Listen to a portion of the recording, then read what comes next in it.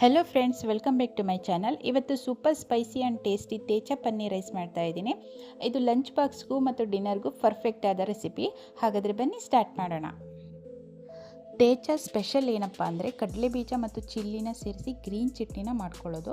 ನಾನಿಲ್ಲಿ ಒಂದು ಬೌಲಷ್ಟು ಕಡಲೆ ಬೀಜನ ತೊಗೊಂಡಿದ್ದೀನಿ. ಚೆನ್ನಾಗಿ ಹುರಿದು ಇದನ್ನು ಎತ್ತಿಟ್ಕೊಳ್ಳೋಣ.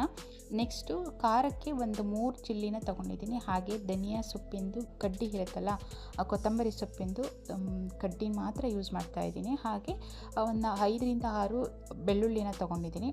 ನೋಡಿ, ಈಗ ಕಡಲೆ ಬೀಜನ ಸಿಪ್ಪೆ ತೆಗೆದಿರೋದನ್ನು ಸ್ವಲ್ಪ ಸೇರಿಸ್ಕೊಳ್ತಾ ಇದ್ದೀನಿ ಚಟ್ನಿಗೆ. ಇನ್ನು ಸ್ವಲ್ಪ ಮಿಕ್ಕಿಸ್ಕೊಂಡು ಸ್ವಲ್ಪ ಕಡಲೆ ಬೀಜ ಹಾಕೋಬೇಕು.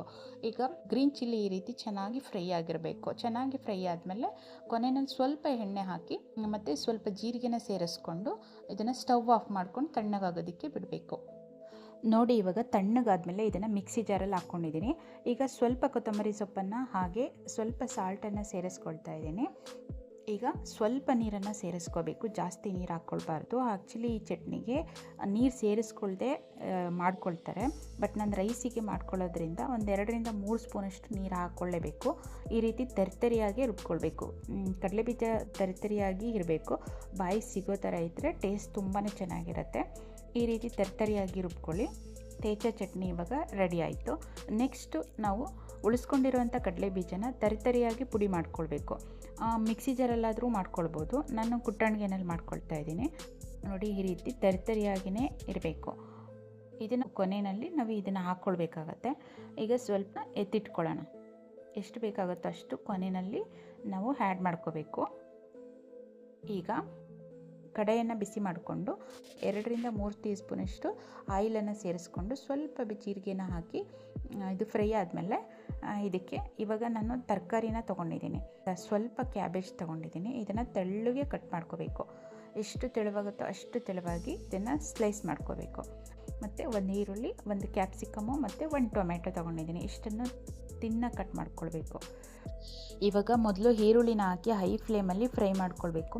ಈ ಎಲ್ಲ ತರಕಾರಿಗಳನ್ನು ಕೂಡ ಈಗ ಕ್ರಂಚಿಯಾಗಿಯೇ ನಾವು ಫ್ರೈ ಮಾಡ್ಕೋಬೇಕಾಗತ್ತೆ. ಸೊ ಫಸ್ಟು ಈರುಳ್ಳಿನ ಚೆನ್ನಾಗಿ ಫ್ರೈ ಮಾಡಿಕೊಂಡು ಈಗ ನೆಕ್ಸ್ಟು ಮಿಕ್ಕಿರೋವಂಥ ಎಲ್ಲ ತರಕಾರಿಗಳನ್ನ ಸೇರಿಸ್ಕೊಳ್ತಾ ಇದ್ದೀನಿ. ಒಟ್ಟಿಗೆ ಸೇರಿಸ್ಕೊಂಡು ಎಲ್ಲವನ್ನೂ ಕೂಡ ಫ್ರೈ ಮಾಡ್ಕೊಳ್ಬೇಕು. ಹೈ ಫ್ಲೇಮಲ್ಲಿ ಇಟ್ಕೊಂಡು ಫ್ರೈ ಮಾಡಿಕೊಂಡ್ರೆ ಸ್ವಲ್ಪ ಕ್ರಂಚಿಯಾಗಿರುತ್ತೆ. ಸೊ ಇದಕ್ಕೆ ಕ್ರಂಚಿ ಆಗಿದ್ರೇ ಚೆನ್ನಾಗಿರುತ್ತೆ ತರಕಾರಿ. ಸೊ ತುಂಬ ಬೇಯಿಸ್ಕೊಳ್ಬಾರ್ದು.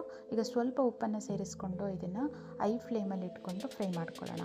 1ರಿಂದ 2 ನಿಮಿಷ ಇದನ್ನು ಚೆನ್ನಾಗಿ ಫ್ರೈ ಮಾಡ್ಕೊಂಡ್ಬಿಟ್ಟು ಈಗ ನೋಡಿ, ಇವಾಗ ಚೆನ್ನಾಗಿ ಫ್ರೈ ಆಗಿದೆ. ಇವಾಗ ಈ ಥರ ಫ್ರೈ ಮಾಡ್ಕೊಳ್ಬೇಕು. ಈಗ ಫ್ರೈ ಮಾಡ್ಕೊಂಡ್ಮೇಲೆ ಈಗ ಒಂದು 200 ಗ್ರಾಮಷ್ಟು ಪನ್ನೀರ್ ತೊಗೊಂಡಿದ್ದೀನಿ. ಪನ್ನೀರನ್ನ ಕಟ್ ಮಾಡ್ಕೊಂಡಿದ್ದೀನಿ. ಈ ರೀತಿ ಪನ್ನೀರನ್ನ ಕಟ್ ಮಾಡಿಕೊಂಡು ಹಾಕ್ಕೊಳ್ಬೇಕು. ಡೈರೆಕ್ಟ್ ಹಾಕ್ಕೊಳ್ತಾ ಇದ್ದೀನಿ. ನೀವು ಬೇಕಿದ್ದರೆ ಫ್ರೈ ಮಾಡ್ಕೊಂಡು ಕೂಡ ಸೇರಿಸ್ಕೋಬೋದು. ಈಗ ತೇಚ ಚಟ್ನಿನ ಸೇರಿಸ್ಕೊಳ್ತಾ ಇದ್ದೀನಿ. ಚಟ್ನಿನ ಹಾಕ್ಕೊಂಡು ಈಗ ಚೆನ್ನಾಗಿ ಮಿಕ್ಸ್ ಮಾಡ್ಕೊಳ್ಬೇಕು. ಪನ್ನೀರು ಮತ್ತು ಚಟ್ನಿ ಚೆನ್ನಾಗಿ ಹೊಂದಬೇಕು. ಆ ರೀತಿ ಚೆನ್ನಾಗಿ ಒಂದು ಒಳ್ಳೆ ಮಿಕ್ಸ್ ಕೊಟ್ಕೊಳ್ಬೇಕು. ಪನ್ನೀರು ಮತ್ತು ಚಟ್ನಿನ ಆ್ಯಡ್ ಮಾಡಿದ್ಮೇಲೆ ಒಂದು 30 ಸೆಕೆಂಡ್ ಇದನ್ನು ಫ್ರೈ ಮಾಡ್ಕೊಳ್ಬೇಕು. ನೋಡಿ, ಇವಾಗ ತೇಚ ಪನ್ನೀರು ಚೆನ್ನಾಗಿ ಮಿಕ್ಸ್ ಆಗಿದೆ. ನೋಡಿ, ಈ ರೀತಿ ಇದು ರೆಡಿ ಆದಮೇಲೆ ಇವಾಗ ಕುಕ್ ಮಾಡ್ಕೊಂಡಿರುವಂತಹ ರೈಸ್ನ ಹಾಕ್ಕೊಳ್ತಾ ಇದ್ದೀನಿ. ನಾನು ಬಾಸುಮತಿ ರೈಸ್ನ ಕುಕ್ ಮಾಡ್ಕೊಂಡಿದ್ದೀನಿ. ನೋಡಿ, ಈ ರೀತಿ ಬಿಡಿಬಿಡಿಯಾಗಿರಬೇಕು ರೈಸು. ತಣ್ಣಗಿದ್ದಾಗ ಹಾಕ್ಕೊಂಡ್ರೆ ಚೆನ್ನಾಗಿರುತ್ತೆ. ಈಗ ಕುಕ್ ಮಾಡ್ಕೊಂಡಿರುವಂಥ ರೈಸ್ನ ಈಗ ಸೇರಿಸ್ಕೊಂಡು ಇದನ್ನು ಚೆನ್ನಾಗಿ ಮಿಕ್ಸ್ ಮಾಡ್ಕೊಳ್ಳೋಣ. ನಾವು ಚಟ್ನಿಗೆ ಸಾಲ್ಟ್ ಹಾಕಿದ್ವಿ, ಹಾಗೆ ವೆಜಿಟೇಬಲ್ಸ್ಗೂ ಕೂಡ ಸಾಲ್ಟ್ ಹಾಕಿದ್ವಿ. ಸೊ ನೋಡಿಕೊಂಡು ಕೊನೆಯಲ್ಲಿ ಸಾಲ್ಟನ್ನ ಅಡ್ಜಸ್ಟ್ ಮಾಡ್ಕೊಳ್ಳಿ. ಈಗ ಕೊನೆಯಲ್ಲಿ ನಾವು ಶೇಂಗಾ ಪುಡಿನ ಸೇರಿಸ್ಕೊಳ್ಳೋಣ. ಒಂದು 2ರಿಂದ 3 ಸ್ಪೂನಷ್ಟು ಶೇಂಗಾ ಪೌಡರ್ನ ಹಾಕ್ಕೊಳ್ತಾ ಇದ್ದೀನಿ. ತಿನ್ನೋವಾಗ ಕ್ರಂಚಿಯಾಗಿ ಸಿಗುತ್ತೆ. ಅದು ಇದ್ರದ್ದು ಸ್ಪೆಷಾಲಿಟಿ, ಸಖತ್ತಾಗಿರುತ್ತೆ. ಕೊನೆಯಲ್ಲಿ ಫೈನಲ್ ಟಚ್ ಅಂದರೆ ಕೊತ್ತಂಬರಿ ಸೊಪ್ಪು ಹಾಕ್ಕೊಂಡು ಹಾಗೆ ಲೆಮನ್ ಜ್ಯೂಸನ್ನ ಆ್ಯಡ್ ಮಾಡ್ಕೊಳ್ಬೇಕು. ಲೆಮನ್ ಜ್ಯೂಸನ್ನ ಆ್ಯಡ್ ಮಾಡೋದ್ರಿಂದ ಸ್ಪೈಸಿಯಾಗಿರೋ ಈ ರೈಸಿಗೆ ಸಖತ್ತಾಗಿರೋ ಒಂದು ಟೇಸ್ಟ್ ಸಿಗುತ್ತೆ. ಈಗ ಒಂದೊಳ್ಳೆ ಮಿಕ್ಸ್ ಮಾಡಿಕೊಂಡ್ರೆ ಆಯಿತು. ಸಖತ್ತಾಗಿರೋ ತೇಚ ಪನ್ನೀರ್ ರೈಸು ರೆಡಿ ಆಗುತ್ತೆ. This is not normal rice, this is spicy thecha paneer rice. ಅವರ ತೇಚ ಪನ್ನೀರ್ ರೈಸ್ ರೆಡಿ. ಬಿಸಿ ಬಿಸಿಯಾಗಿ ಸರ್ವ್ ಮಾಡಿ. ಇದಕ್ಕೆ ಕರ್ಡ್ ಅಥವಾ simple raita super combination. If you like spicy recipes definitely try ಮಾಡಿ.